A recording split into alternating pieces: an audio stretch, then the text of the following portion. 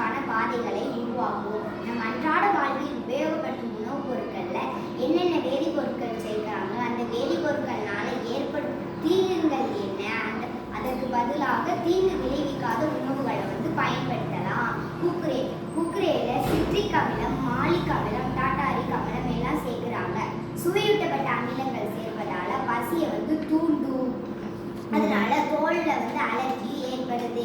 மக்கானா ஆரோக்கியமான உணவு. ஒரு கப் மக்கானால 100 கலோரிகள் இருக்கு. சோளம் ரத்த சோகையை தடுக்கும். கண் பார்வைக்கும் எலும்புக்கும் நல்லது. Tomato ketchup acetylated starch adipate benzoate 211 sodium சேர்க்கப்படுகிறது.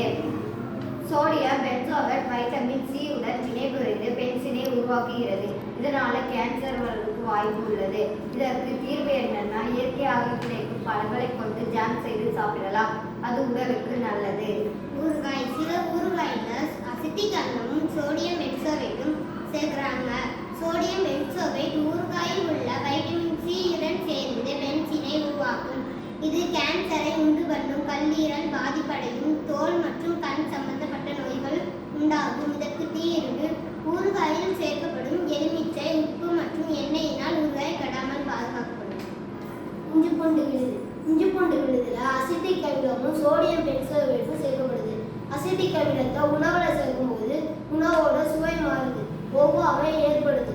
இதுக்கு தீர்வு என்னன்னா, இஞ்சி பூண்டு அரைச்சி மஞ்சத்தூள் எண்ணெய் சேர்ந்து கலந்து குளிர்சாதன பெட்டியில் வைக்கலாம். அப்படி வச்சா நீண்ட நாள் கெடாம பாதுகாத்துக்கலாம்.